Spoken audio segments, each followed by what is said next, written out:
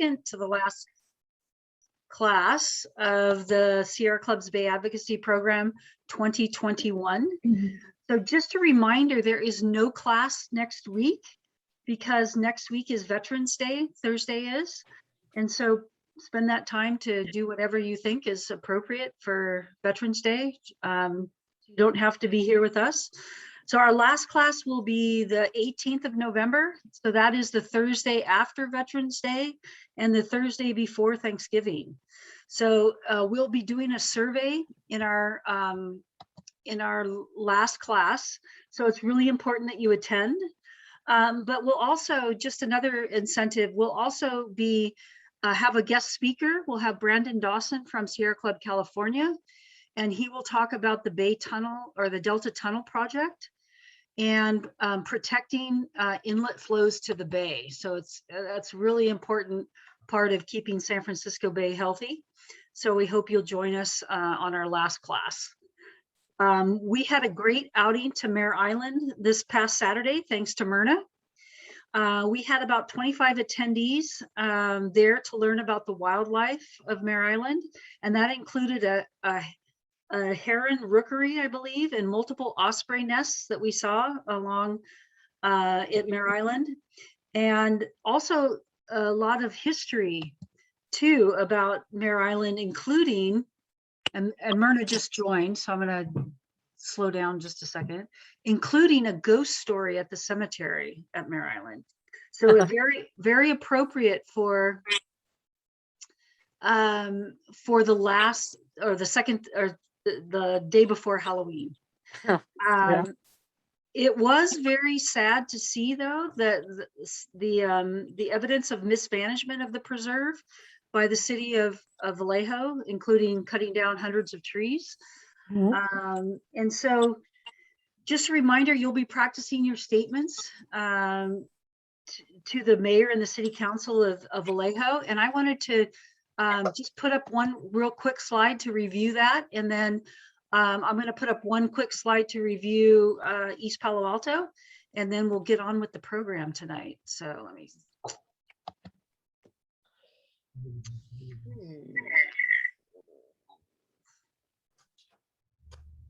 Okay, here it is.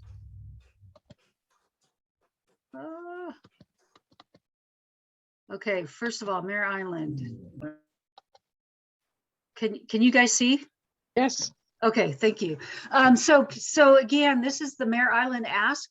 I'm going to be sending around this link, but it's important that you sign the petition at preserve.mareislandpreserve.com if you haven't done that already. And I will send around the link, as well as the email addresses of the Vallejo mayor and city council members. And just, this is kind of my, sorry, back. This is my summary of the asks for Mare Island, and please personalize it as you think is appropriate. And so, so again, protect all open space on Mare Island for wildlife and residents of Vallejo. You want to ask the city council to reinstate Mare Island Heritage Trust as caretakers of Mare Island, as they really recognize the importance of this ecosystem to wildlife and the residents of Vallejo. And then take back the specific plan update process from developers. You know, it needs to be a process that is more transparent, shouldn't be done by developers. Oops, sorry. And then finally, I can't read my last bullet because my thing is in front of it. Which it says involve the community in the specific plan update process and the decisions about the future of the preserve on Mare Island. Thank you very much, Gita. For some reason, I've got my I understand my Zoom thing across that. So again, that was just a little bit of a summary, and we'll be sharing our statements on Mare Island. So I also wanted to give and it's really important to personalize as much as possible. You know, what's your relationship with the Bay, and you know what it means to you, I think is very important. Can I also point out yes. that I sent you the slides? I don't know if you had a chance because it was kind of late this afternoon, but I did send the slides without the presentation voice, the recording, so that you could also, if they get that as a PDF, the rest of you, maybe you already have, you can go through some of the talking points and some of the information that I provided in the slides, but went along pretty quickly. So that's available as well. Okay. But thank you for the summary. Yeah, Right. Sue Yes. Abby has a question. Yeah, there was a lot of material. If you could forward her slides, because getting my own words together without, in my own words, you know, Okay. this your ask, I might, it was just a lot of information and I took notes, but scribbled as fast as I could and I lost half of it. I will forward that PDF file that Myrna prepared to you guys later after the And program. what about your ask thing? I can't write that down as fast as you're gonna have it up there. Oh, yeah, I can forward that as well. Okay, thank you. Sure. Thank Yeah. you. Okay. I did want to give a little bit of an update on East Palo Alto. And so that's my next slide. So for some reason, the East Palo Alto Planning Commission meeting that was scheduled for next week on the 8th of November has been canceled. So we were planning to weigh in on that. But the next event is the EPA City Council meets on the 18th, which is actually our last class of November. And that is the meeting where they expect to approve the maximum build out for development in East Palo Alto on the shoreline there. So it's really important, if you haven't written a letter to the City Council yet, to write a letter by Monday, so they have a chance to get it and digest it before that City Council meeting. And some of the asks that we want to, we would like you to include in your letter, but again, you know, it's personalized from you, is to significantly reduce the scope of development from what's proposed by the three developers, to reduce the building heights, especially for the buildings nearest the bay. Oops, sorry. Again, I'm getting interference. Provide setbacks from the Bay Trail to protect habitat and wildlife, especially due to sea level rise, and to take more time to engage the community in the process. So those are some bullet points from the East Palo Alto.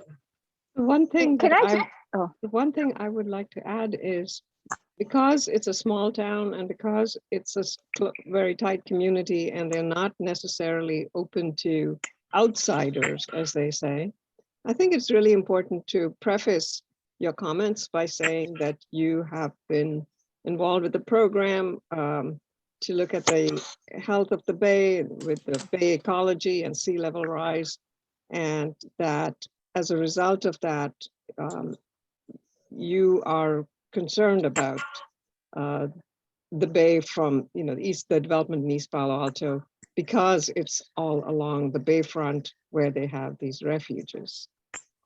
So I think that gives you the reason for why you are writing, even though you're an outsider, because you care about the bay and you have been involved in this program.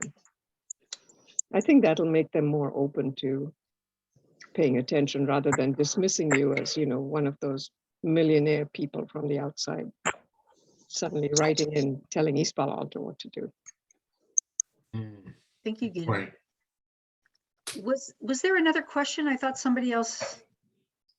had oh, a that was question. me. I was going to say the same thing that Gita Okay. just said. Okay, thank you, Jen. Sure. So we're very fortunate tonight to have Arthur Feinstein here as a guest speaker. He's going to give us an overview of the roles of regional agencies around the Bay, the laws and statutes that govern the Bay. Arthur is the current chair of Sierra Club California's Conservation Committee and a member of the San Francisco Bay chapter. Gita will do a little bit more formal introduction.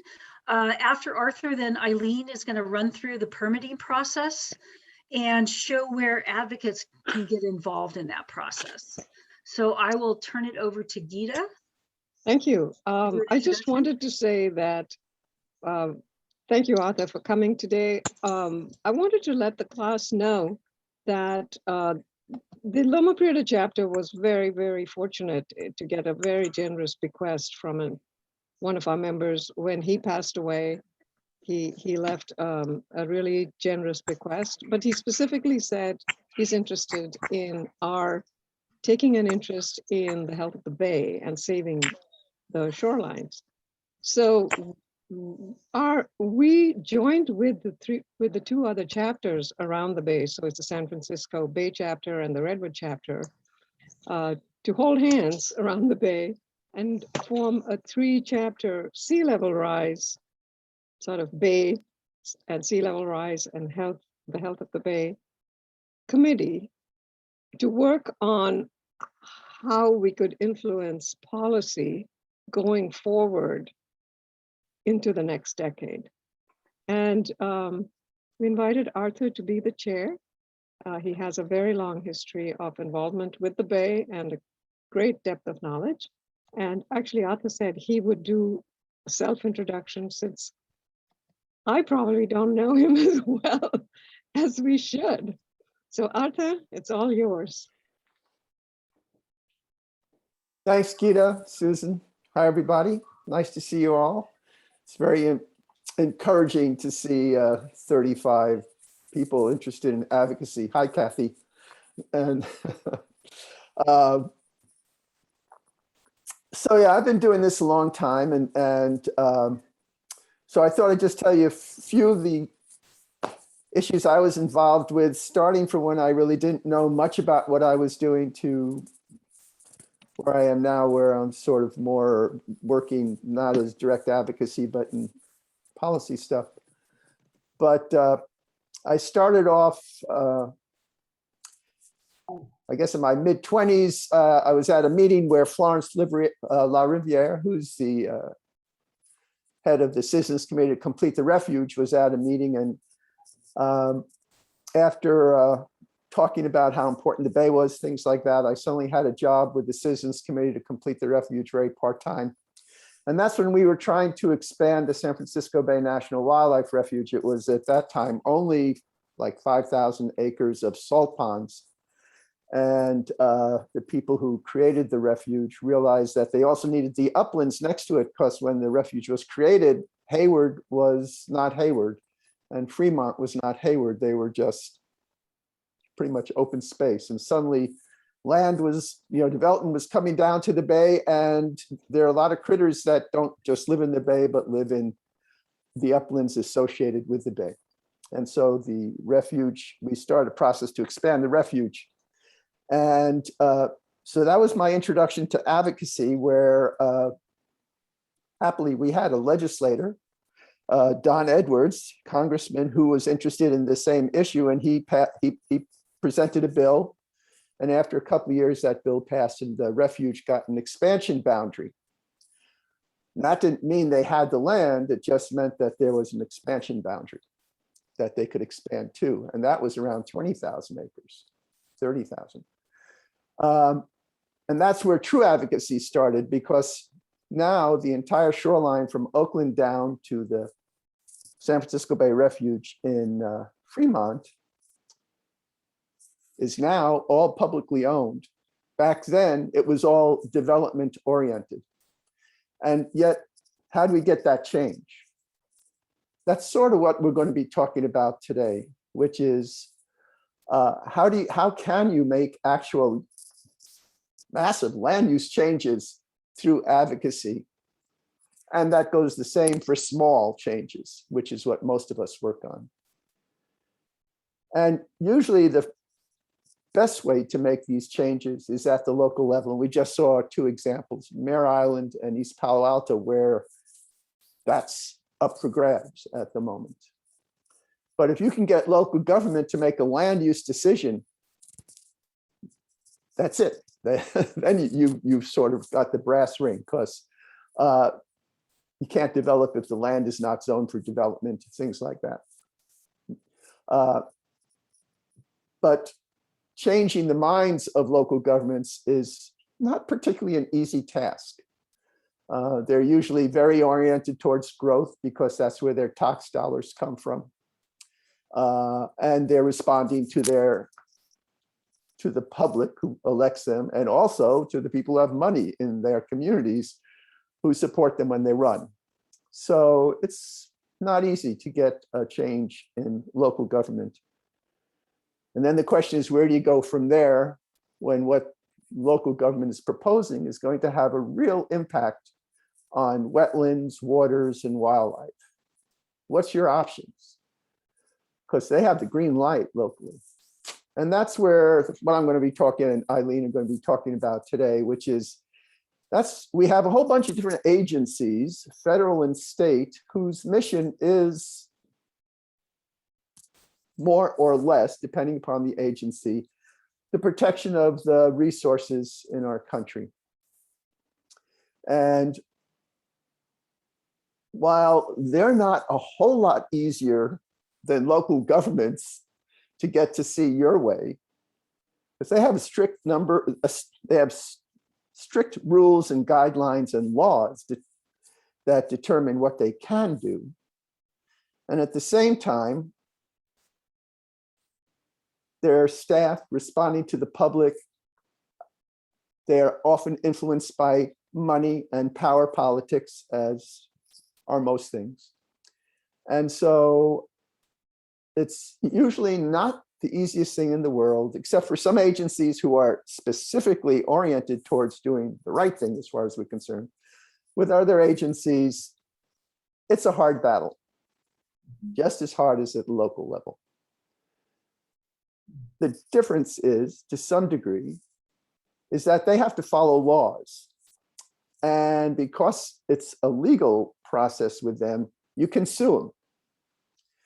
And so I've had quite a few victories in my experience over this, not just the Citizens Committee East Shoreline, but with a bunch of other projects around the Bay.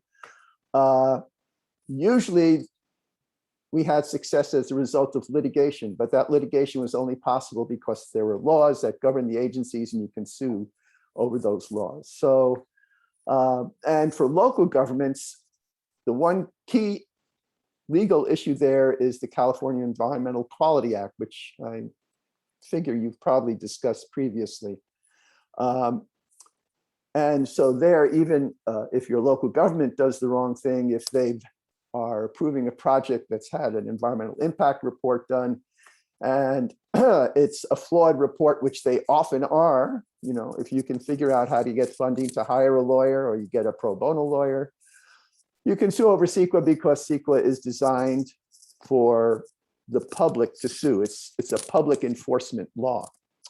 And so I've also had success using CEQA, and you know, you never know which way things will go, but you have all these different tools you can use. And if you have the time, energy, luck, and a cohort of folks, like with me, most of my work was done with the Golden Gate Audubon Society, or the Sierra Club, or any of the other nonprofits around the Bay who are interested in what you're interested in, then you have a good shot of being able to sue and come to some kind of settlement or an outright win, although those are less frequent. But here today, we're going to be talking about the non-local government folks, but the agencies, and what are the different agencies that regulate what happens around the Bay, and what are their rules and regulations, and what kind of access do you have to them? Because all of them can help you in trying to achieve the end result you're looking for. So we're going to start off the federal level. And since we're talking about the Bay, filling wetlands, waters of the United States, it's the US Army Corps of Engineers that is the federal agency that regulates most of the impacts that we'll be looking at. Alto, do you want the slide up? If you'd like to do that, that would be great. Okay, can I share screen? Can I share screen? Okay. Great, okay. View, okay. All right, next. Just tell me when to go next. Well, I already did that. Well, I do want to, if you can go back. Just one. The last paragraph on this slide is a really important one if you're going to dive into this kind of work with this kind of, and I gotta say, these kind of efforts are time consuming and it becomes a little bit your life, but if you win, it's so completely worthwhile at the end of the day that you've actually achieved this amazing benefit for the world. It's incredibly satisfying. So, but if you're going into these agencies, as I said, the odds are you're not going to, aside from a few of them, get them to do what you want to do, but your recourse is litigation. But the only way that you can actually be successful in litigation is that you take part in all of the steps that these agencies go through before they issue a permit for a project. And that's called exhausting all your administrative remedies. So you have to take part in the city process, take part in the CEQA, probably, depending on the agency. You have to respond to the notices those agencies put out explaining your concerns. Just so that every time there was an opportunity for comment, you have provided that, then you can actually go forward and sue. But if you leave some of them out, then you're subject to be just being thrown out of court for not having followed the entire process. Okay, next slide. So the Army Corps of Engineers functions under the Clean Water Act. They're federal, and obviously it's federal, so they're everywhere. It's not just regional, but the Corps is divided into regions, and ours is called district, and they're called districts, and ours is the San Francisco District. And they operate under 404, the Clean Water Act that, and I just took this from the web, establishes a program to regulate the discharge of dredge or fill material in towards the United States. And under the 404B1 guidelines, I should take a second to say that if you're going into these kind of permit things, you also have to learn a little bit about the agencies and their regulations, because you have to specifically address the issues that they're ruling under if you want to be successful. It's a little bit different than just going to a city meeting and expressing passionately that you care about this and this is what they should do. And as you just saw, the list of things for Mare Island, which is totally appropriate for that situation. But if you're doing a permitting letter, you need to be as specific as you can about the issues and how you want them to resolve them.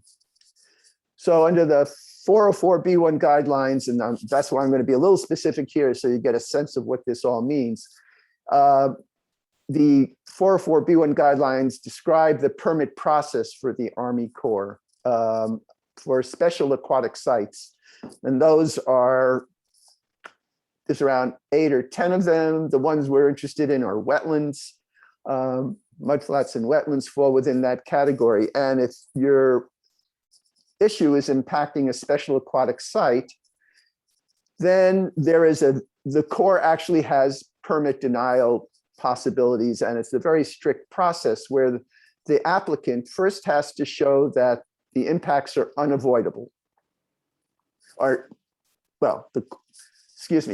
have to show that the impacts are unavoidable. What the applicant wants to do is go in and say, we're going to be impacting, first of all, they'll say, we're not impacting anything.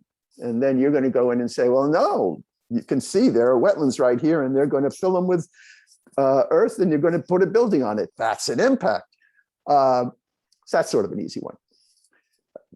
So first, the Corps looks to sees if the impacts are unavoidable.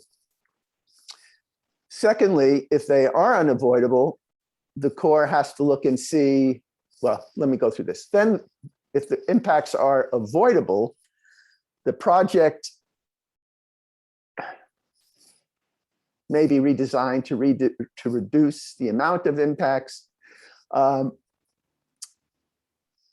finally, if the impacts are unavoidable, but you can mitigate for the impacts, then you may also get a permit. So you have three choices. If they're unavoidable, the Corps can deny the project, but usually there's mitigation that allows for the Corps to say, mitigation meaning if you're going to be filling a wetland, the applicant can say, well, we're going to give you, $500,000 for the 100 acres we're filling, and there's a mitigation land bank over here, and so just let us go ahead. Or they can reduce the amount of impacts and avoid that and say, we'll only have to give you 250,000. And these are all ways that the Corps can approve a project, because the Corps and a district engineer, they're now called commanders, but when I was doing this a lot, they were called district engineers. The colonel of the Corps here said, our purpose is to approve projects. And that's the Corps' perspective, or at least it was up until, may still be. But their perspective is that they're a permitting agency. They want to issue permits, and our role is to convince them that they can. If we could have the next slide.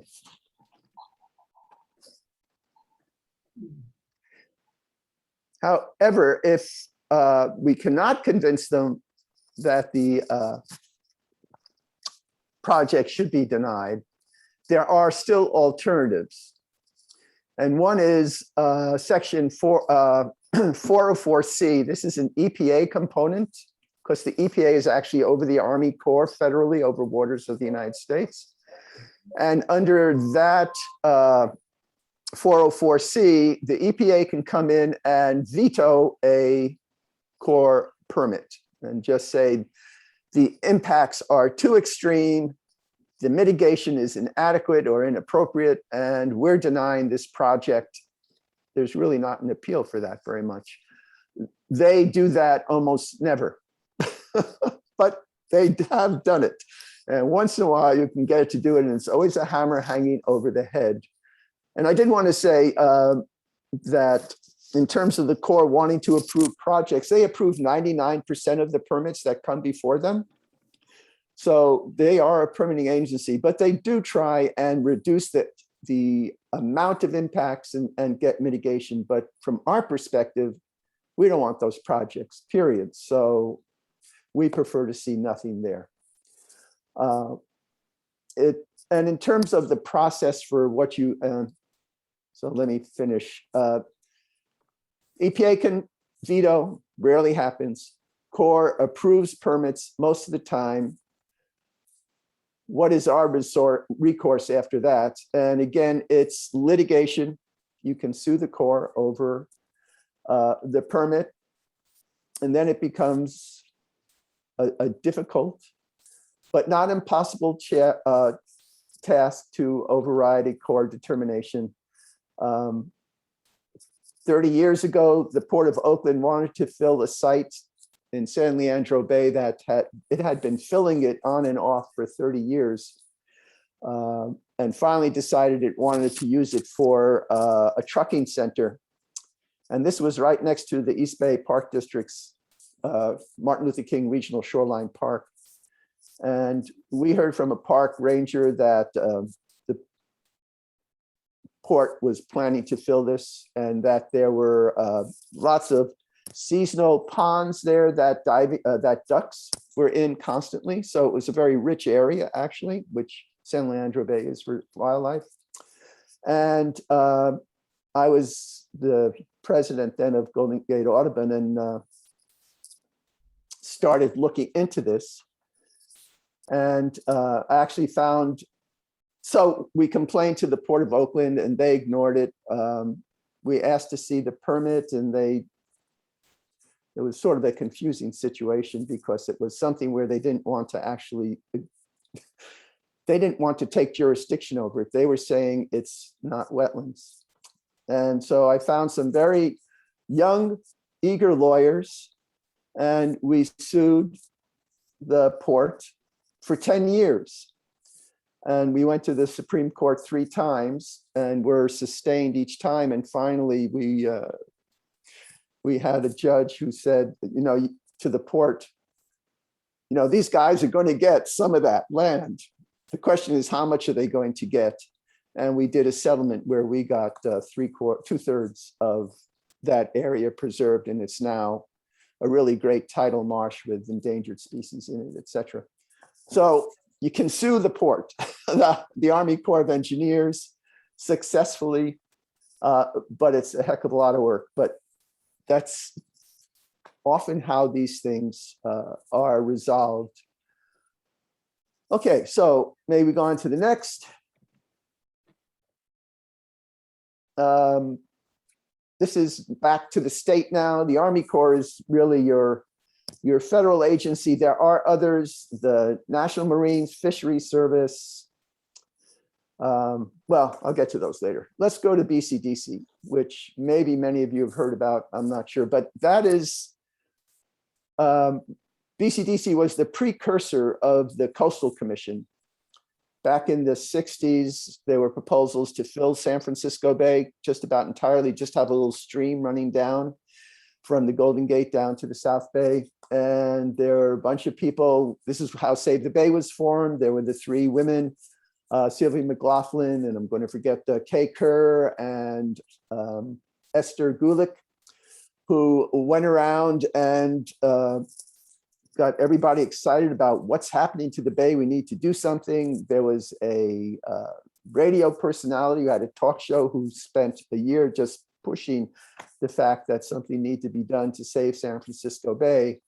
And out of that, the Mequiter-Petrus Act was created. Started in 65, where the first thought was there, and then in 69, it actually came and created BCDC as a permanent state agency, which then developed the Bay Plan, which is now the state law that develops what you can do in the Bay from the state's perspective. And their responsibility is basically development, filling the Bay. That was what was happening to the Bay at that time, and that's their priority issue, is filling the Bay. So if somebody proposes to fill the Bay, they have to prove it's the minimum amount fill necessary, that that there's no upland site available for that project, and it's fairly restrictive. And BCDC, if you could do the next slide, is one of the most democratic of public entity commissions that I know of. It's 27 members.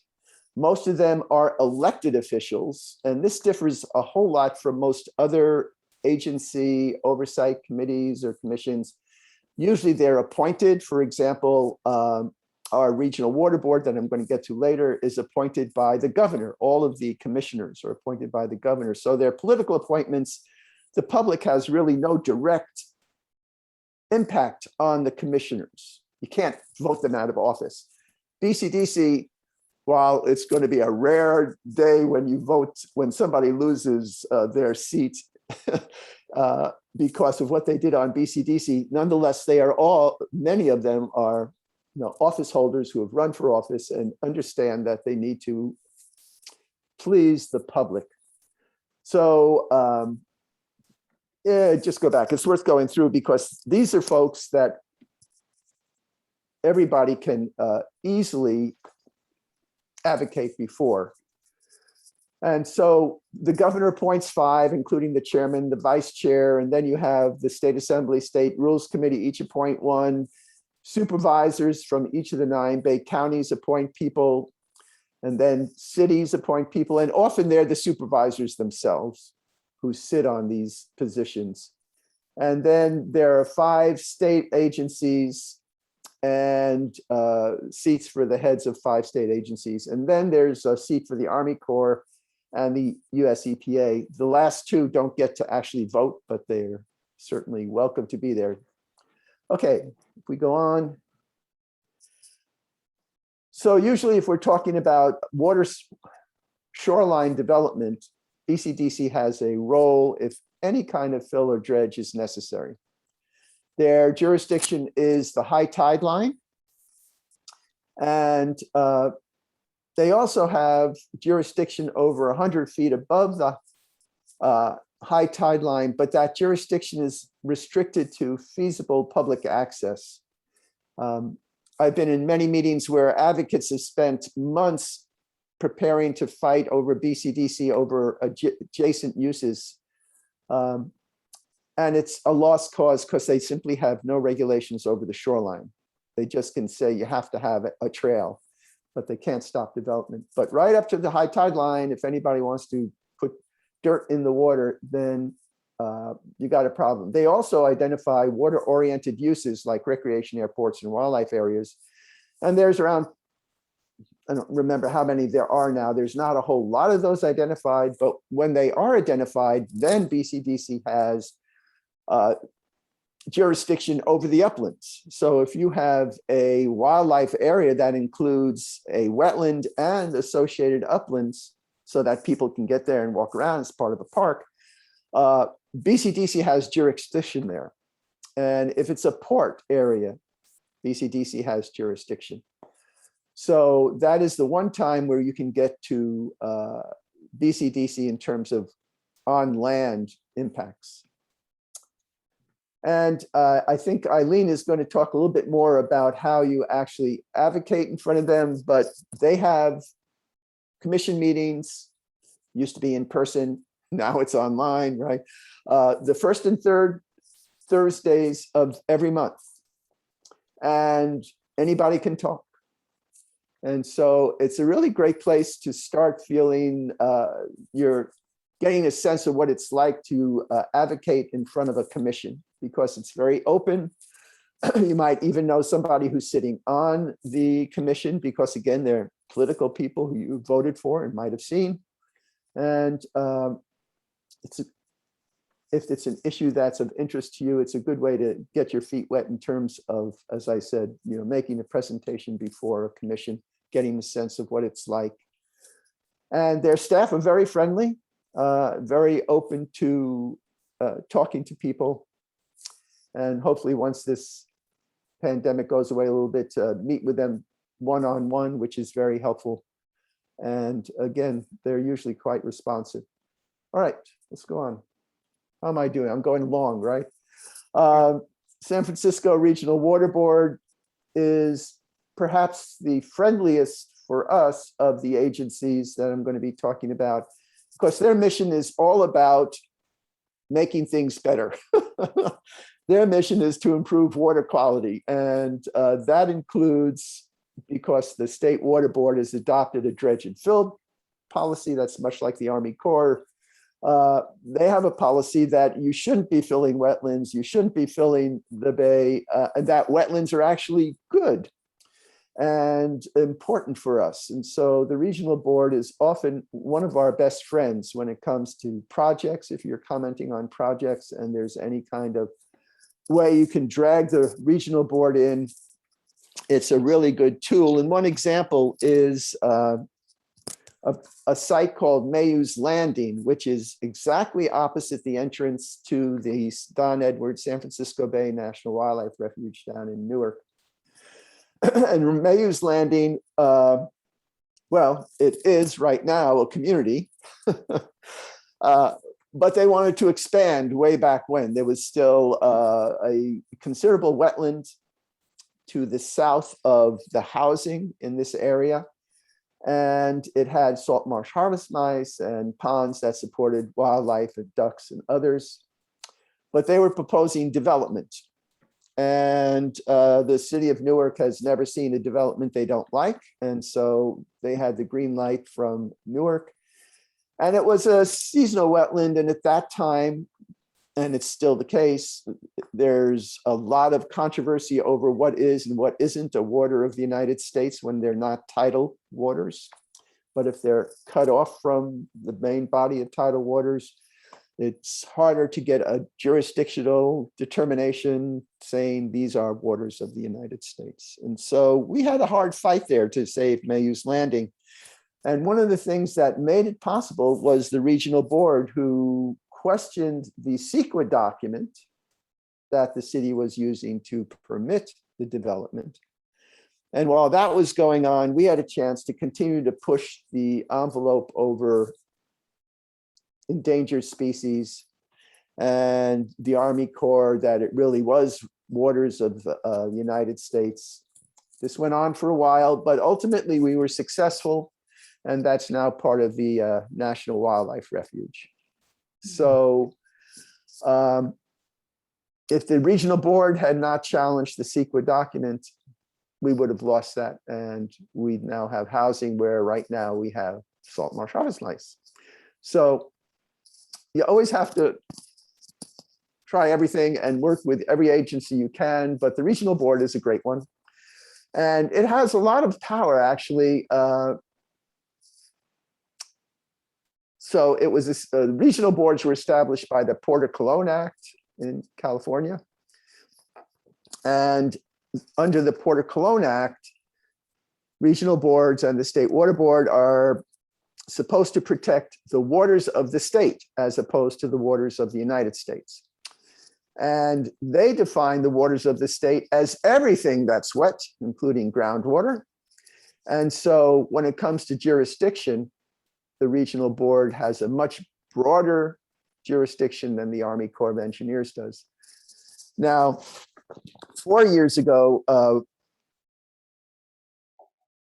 well, just before Trump became president, hate to say the word, a couple of years before then, the US EPA had adopted a much broader definition of waters of the United States that included, to some degree, seasonal wetlands. It was still difficult, but we had better arguments. But, and I hope you don't hear my phone going off, it's very annoying.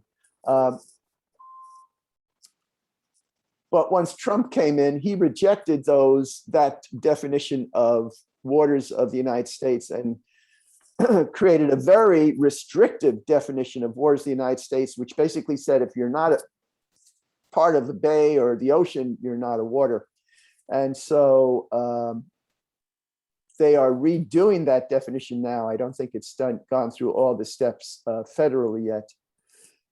So we went to the state water board and said, you know, the Army Corps has lost the ability to protect a lot of the waters here in California. You got to do something. And it took 12 years of advocacy at the state water board. But 2 years ago or 3 years ago, they finally adopted a new definition of waters of the state that it is very broad. It is actually what the Port of Cologne said. All the waters in the state that, including groundwater, are regulated by our water boards. And so they have a lot of power there. When the EPA, when the Army Corps approves a permit, they first have to go to the regional board to get a consistency determination, is what it's called, which is basically saying there's the law under the Clean Water Act that says any action by the national needs to be approved by the state within that's happening.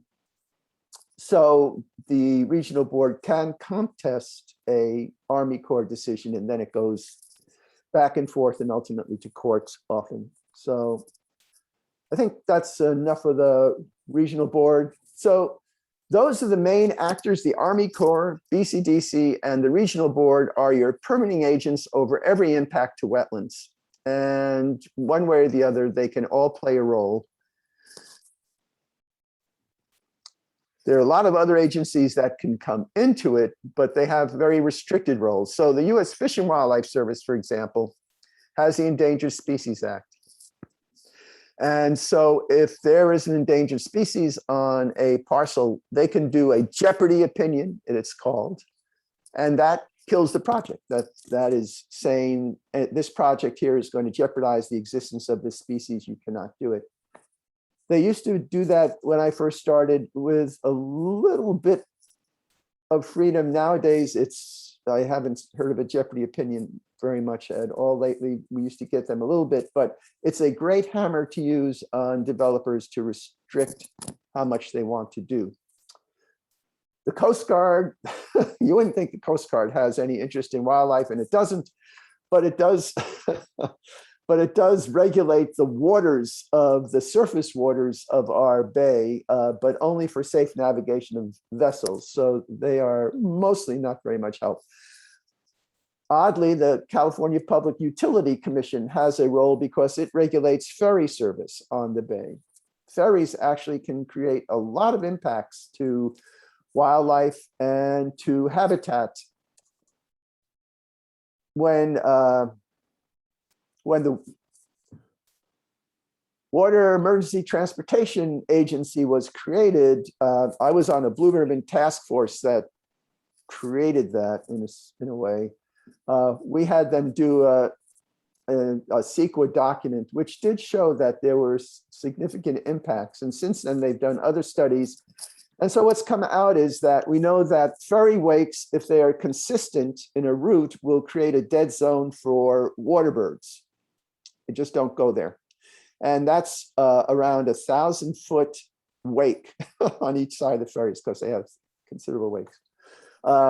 If the ferries are going pretty fast, when they're docking, they will erode adjacent wetlands. If they have to go through a slough to get to the, or a slough to get to the ferry docks, they'll erode associated wetlands there unless they're going 5 miles an hour, which is really slow, and they hate doing that. And so, but they do have significant impacts. There is a great deal of pressure for increased ferry service right now. And in fact, several of us, Gita, myself, and I'm not sure if Susan was involved with that, had to fight a proposal to have on-demand ferry service all around the bay. And we convinced the applicant to reduce it to just one new site in South San Francisco, but it's going to be an increasing problem. I was just at a meeting of the Water Emergency Transportation Agency, which is considering considerably expanding their service. So we're going to have advocacy issues over that. Next one. Caltrans. So then there are non-regulatory agencies that just have to deal with sea level rise. And one is Caltrans. That's sort of obvious. If you travel down 101 or 880, if you go across the North Bay Highway 37, which was closed for 6 weeks 2 years ago due to flooding, you know that the bay is rising. And all these highways are going to be flooded quite a bit. Caltrans is already looking down here. I was taking part in a process where they're looking for mitigations for what they have to do to protect 101 and 880.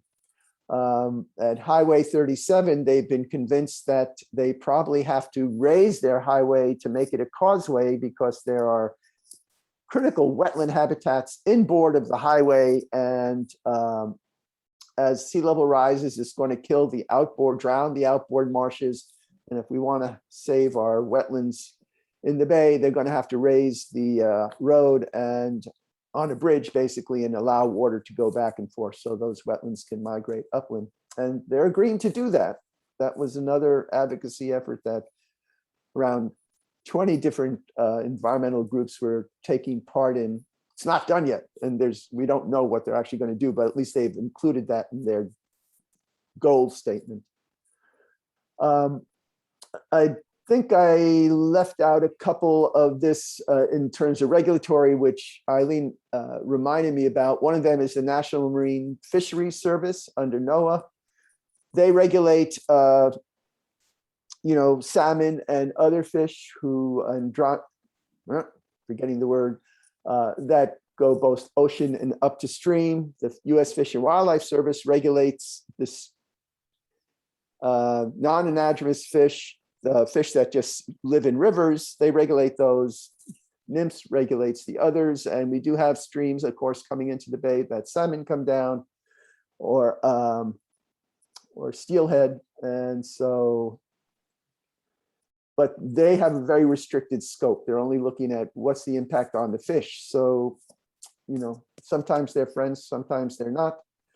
And sometimes they and the Fish and Wildlife Service don't agree because you might have habitat that's important for birds, marshes important for shorebirds, or mudflats for shorebirds, while the fisheries want open water. And so they themselves get into conflicts about what is the best solution there. So the rest of the folks I'm going to talk about real briefly are agencies that don't regulate, don't build, but actually are very useful to know about to defend your arguments when you go before these agencies or your local communities, local governments, to plea for a certain issue. and I get back to MTC ABAG after this. And so there are two particular ones I'm going to talk about. One is the San Francisco Estuary Partnership, and the other is the San Francisco Bay Joint Venture.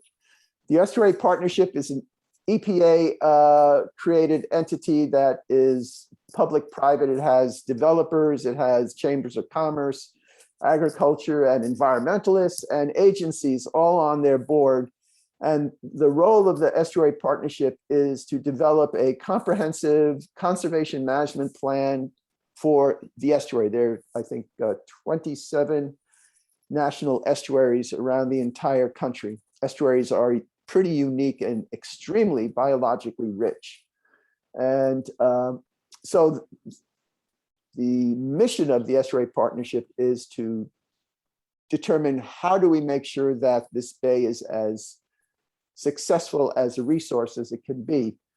And I'm on the Estuary Partnership, and we're right now developing what we call the blueprint, which is going to have 25 actions that include preserving wetlands, expanding wetlands, addressing contaminants, addressing just a wide range of issues. And since it's an EPA agency, it helps direct money. So most federal agencies, when they're not permitting agencies, their function is to help us do things. And so the partnership has goals out there which agencies that fund things look at. But they also, and so again, they talk about why things are important, like wetlands and mudflats. And so when you go to argue in front of a city council, you can talk about how, you know, the US EPA believes it's really important to have wetlands and mudflats, et cetera, whatever issue. The San Francisco Bay Joint Venture is under the Fish and Wildlife Service.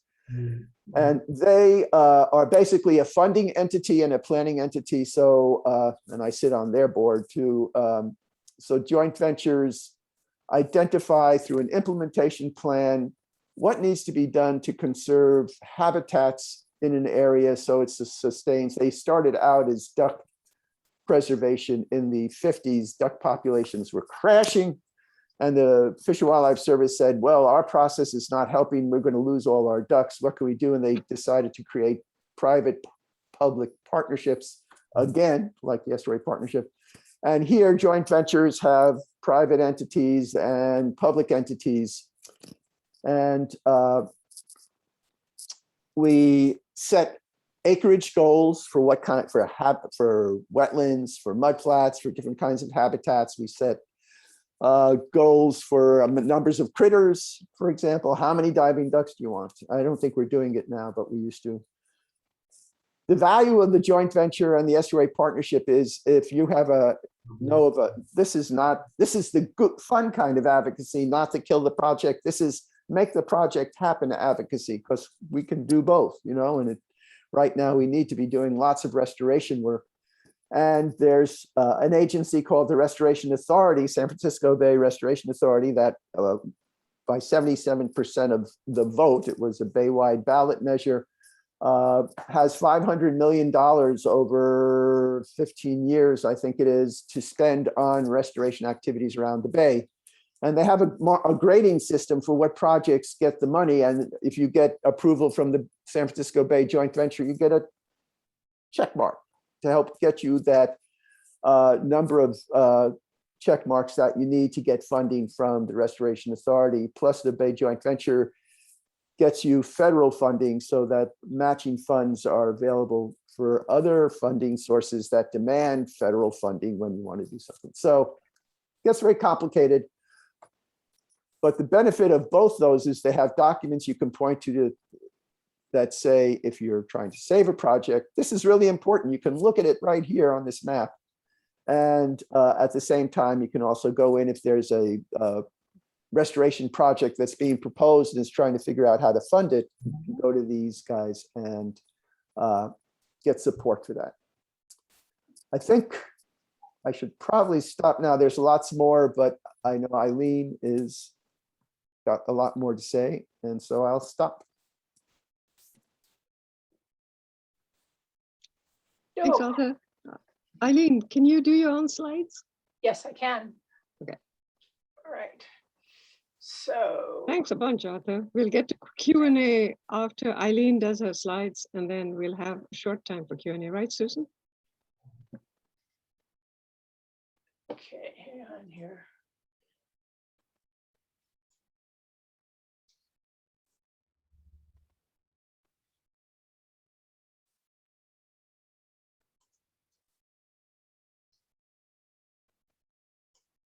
Okay, I'm gonna make this full screen and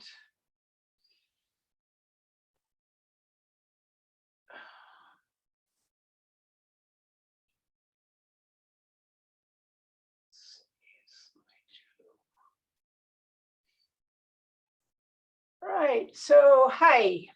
Okay, I'm following on, and you're going to hear me re-mention themes that Arthur has mentioned as he went through his discussion. There's a lot in here that I'm hoping will sound familiar because Arthur began the thought, put it that way, in his comments.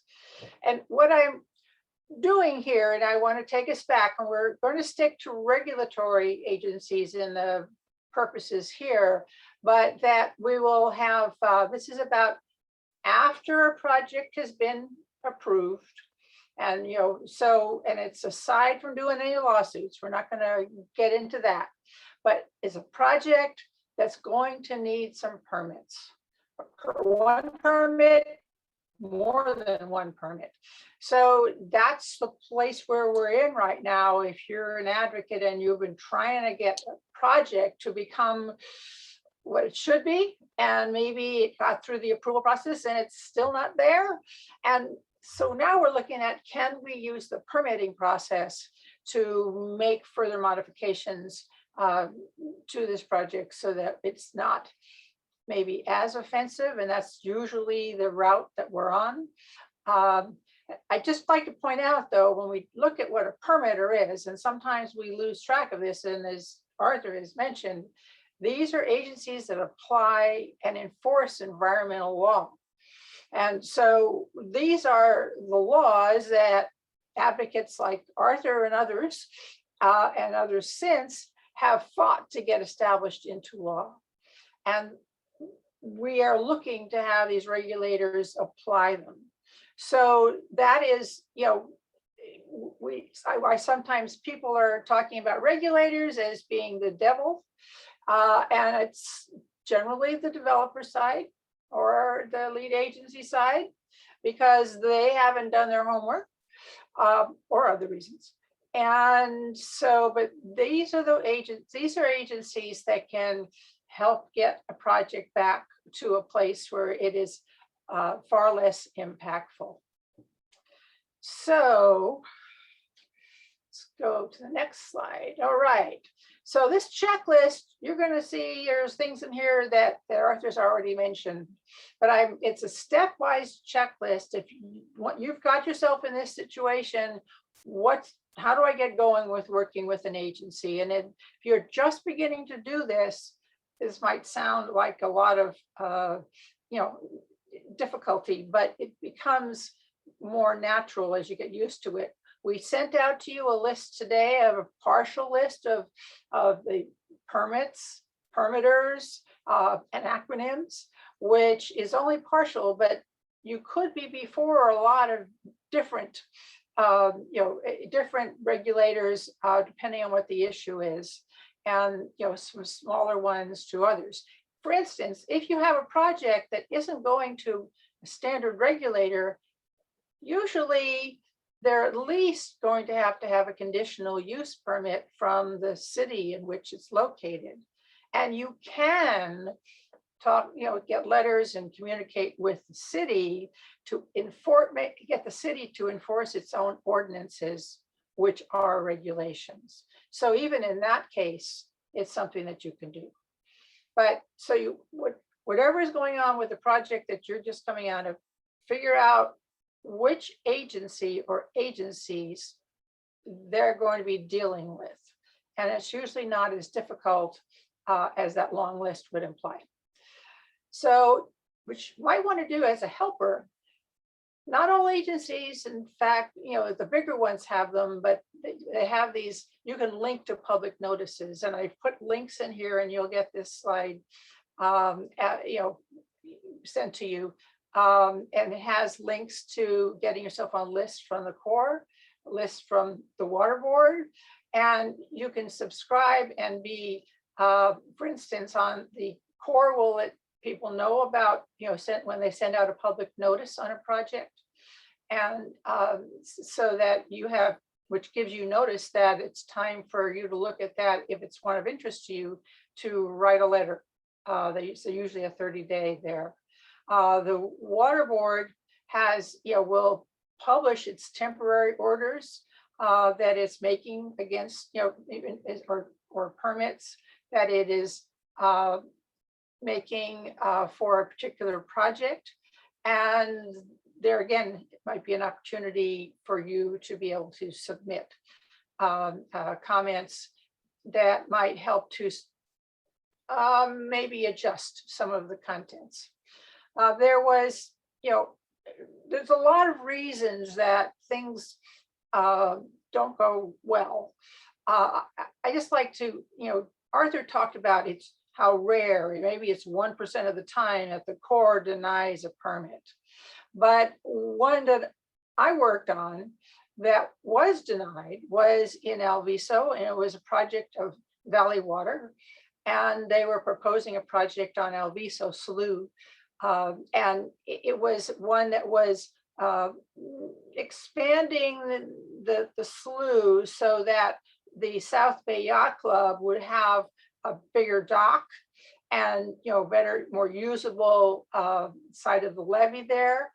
And they were going to be digging out wetlands, and they were going to be having to dredge Alviso Slough, which is the mouth of the Guadalupe River, which is probably the most mercury rich river that we have in the Bay Area.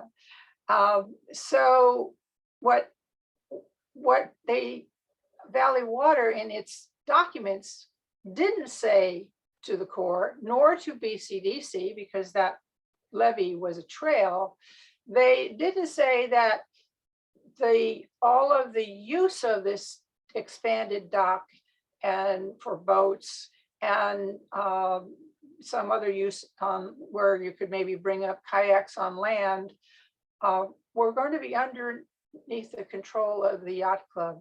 They weren't going to be public. They were going to be privately controlled. So in the end, between the dredging problems in the slough and the lack of public access, both the Corps and BCDC said no. So we told them about the relationship with the yacht club. Valley Water didn't. So you may have information that you throw in there and wasn't picked up before. It can work when it's appropriate. You want to identify the appropriate agency contact for your correspondence. And Chip, I saw your comment in the chat about just talking about just that. There's these agencies are big, they're divided, they're regional water board.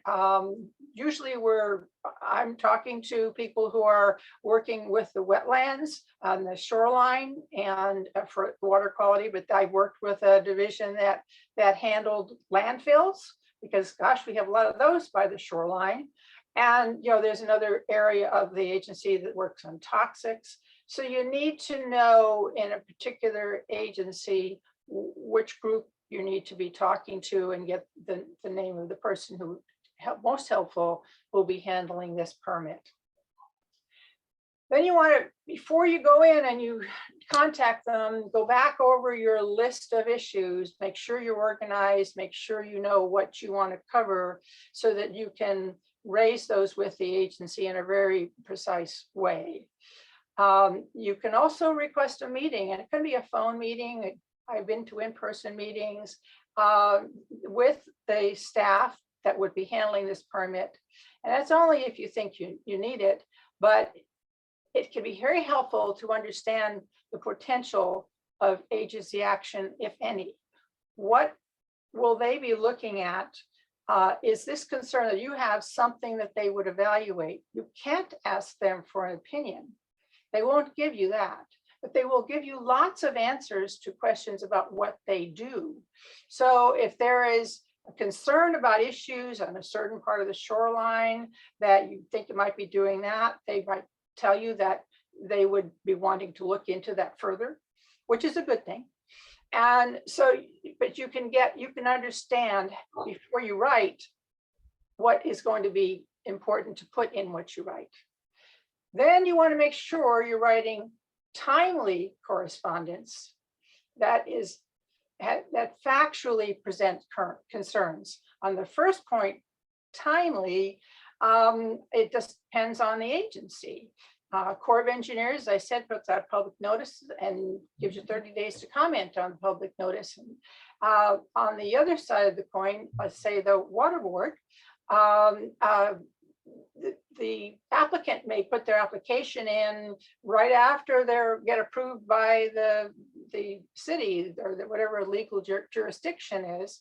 And you want to submit a letter, find out who the right person is, and submit a letter about that project as early as possible to lay out concerns that the applicant may not raise.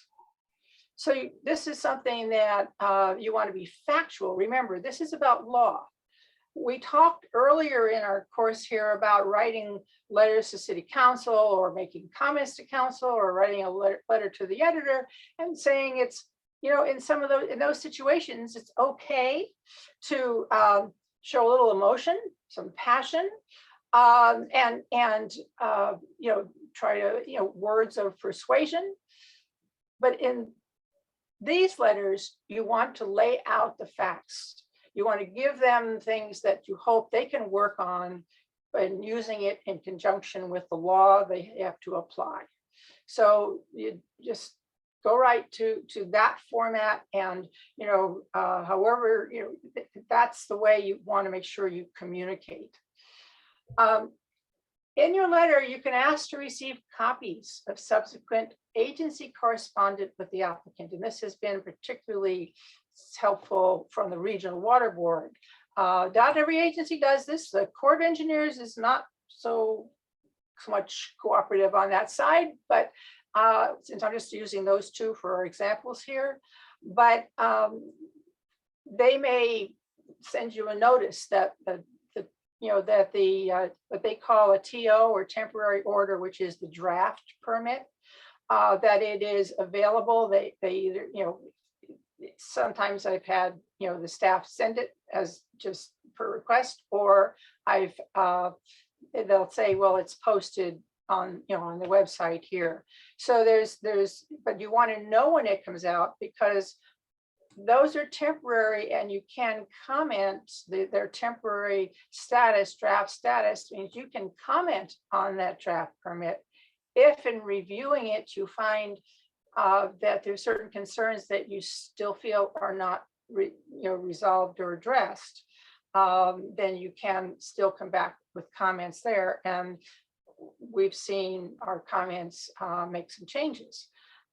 So that's something that is available to you. You want to, and that's, you know, so those are the pieces of, you know, information. If agency appropriate, you can send a letter to the board in advance of the scheduled permit approval, and it's always going, these always go to the board for their final approval. But it depends on the board. You can send a letter to the board of BCDC. You do not send a letter to the board for our regional water quality control board. That board has what's called ex parte rules. They cannot hear about this, you know, hear about or discuss the project with anyone else or themselves unless they're in this board meeting where they're all there and staff is providing the information. But when they're in that meeting, if you attend as a member of the public, you do get to speak then. So that is, other than that, so the water boards, you're going to be working hard at making sure getting good information to staff. Well, you always want to do that with any agency. And then if it's important, you try to find a way to speak at the board meeting when it comes up. Anyway, with all of this, it seems like a lot of steps, but I want to say the best practice is to take action with like-minded advocates like the Sierra Club. It's easier when you're not alone. It's easier when you're with people who've tried that, done that before, can share information. And so don't think it all has to fall on you as an individual. You can take it on as an individual. But you know, I've been first Loma Prieta and their conservation committee, CONSCOM. I've been and actually have attended a meeting like this where a small independent group in the public brings a problem, an issue to the Conservation Council, and very minimally you get some advice from them. Sometimes Sierra Club will want to take up some support, but it really varies by what you're bringing. But it's good to reach out for support, and of course here we're giving you the opportunity to kind of learn how to work it with the Sierra Club. So that's I think about it.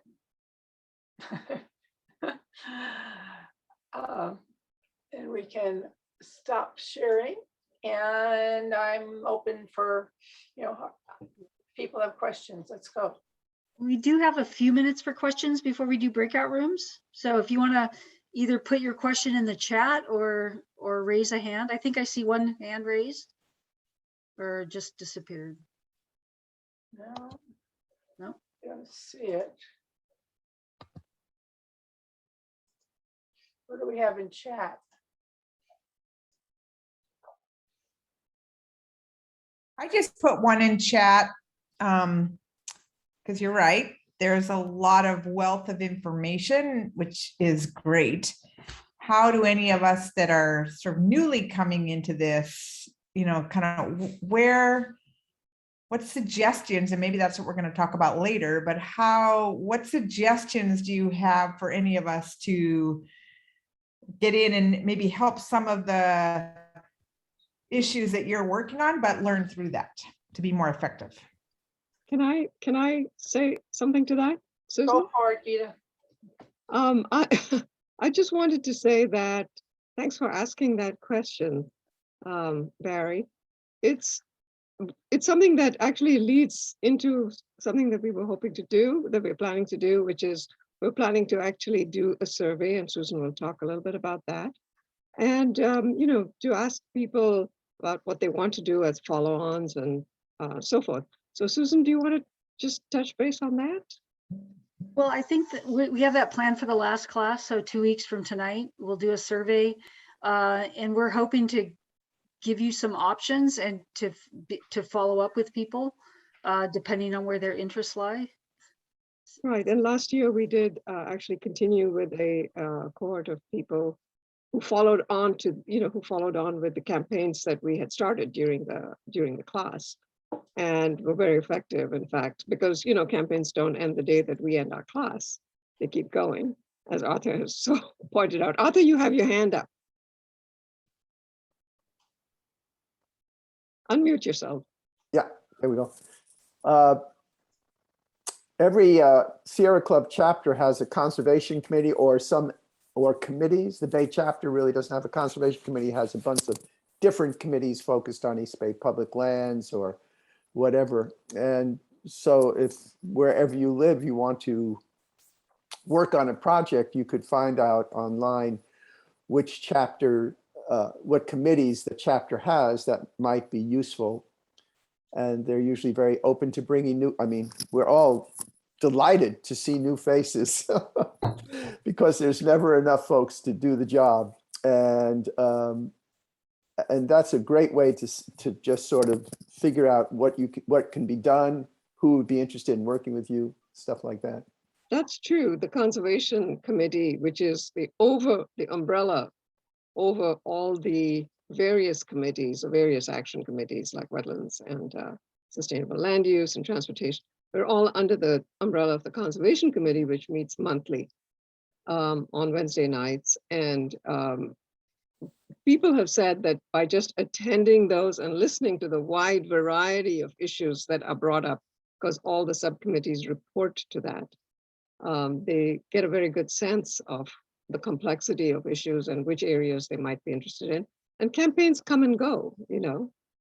Committees come alive around a campaign, and then they sometimes, you know, don't have that much to do till the next campaign. So Arthur's very right, is for each of us to go to your chapter's website, look at the committees and see which one, you know, find out which ones are alive and active at that particular time on interesting issues.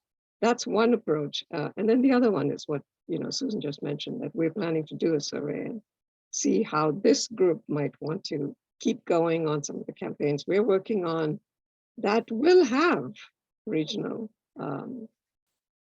you know, implications too. Okay. Any other questions for our speakers tonight? I would just like to say this to them. We knew coming in that this particular topic is a big heavy dump. So not surprising that you're kind of you feel kind of overwhelmed. So I would, you know, just try to keep it as narrow as possible when you start to approach something like this, and work with some buddies that can help work, because then it's a lot easier. It is a lot of work. If you're passionate and you want something to happen and you know it hasn't been fixed by the lead agency and approving it, you have, you know, and this is your way of trying to make some changes. And Arthur, you know, talked about a lot of problems where there were big problems that were allowed to go through. I have been able to work on some projects where we've made it better. The project was better because we worked with the permitters, and because we were thinking about what the permitters could do. And you can make something happen and make a difference. It's not always a big win, but you know, we go for the little wins too. So the more we can do, the better. So that's putting your foot forward and your toe in the water to start with is a good deal. Yeah, and if I could just follow up real quickly, I didn't want to give the impression that it's all or nothing. I mean, most of our wins are in between. And it's just what Eileen said. You can make a difference. You very rarely just stop a project. That's very, very rare. And maybe it's just as well, but you can change a project, because, you know, the permitting agencies that are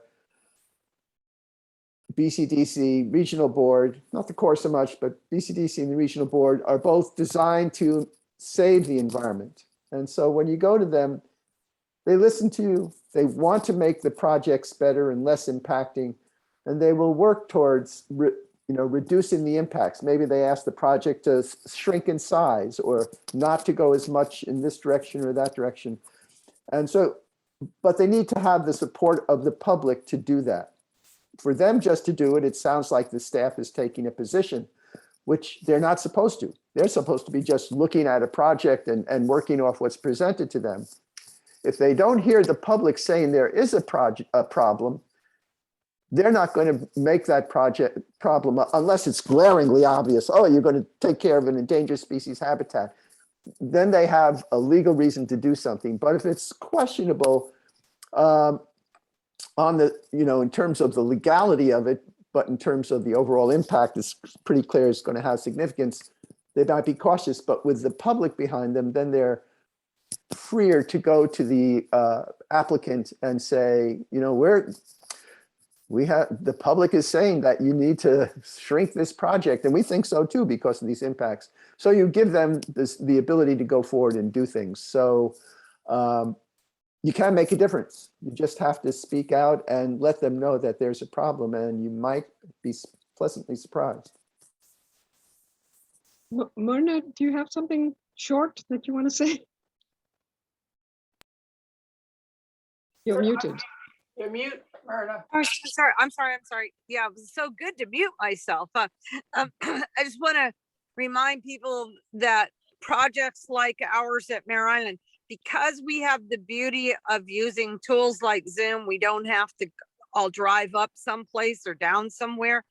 That, you know, if you have a project that matters to you and you're trying to organize around it, or you already have a group, like I know that Point Melody folks are already trying to plan a meeting with me about how you start a park. And but along those lines, if you want to work with me, I've said that we have a deficit because we don't have a group of people in our community working on the specific plan, and you want to learn more about how to engage in that, and you really seem to get a spark going about Mare Island. You know, we can meet, even if it's for a couple of meetings, and we're gonna help you, and you're also going to help us to achieve some successes through what we've learned together and how we've learned to work together in this class. Thanks. Hmm. Susan, do we have time to do the, You know, we have a very short time for a breakout, so unless people want to stay for a few minutes longer in order to do the breakout? What do you think? First of all, I want to thank Arthur and Eileen very much. well, we do for have, this. I'm seeing a thumbs up and I'm seeing one more question, or is that just Myrna's hand still up? I Oh yeah, think. Myrna's hand is still up. Yeah, we are kind of running short to do a breakout. Okay, then let's not do that, but then let's just encourage everyone to send. that you Yeah, will- please, I will send around an email, and so look for a couple things.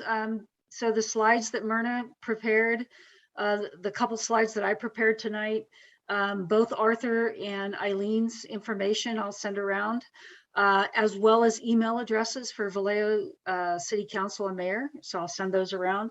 So And the EPA and emails.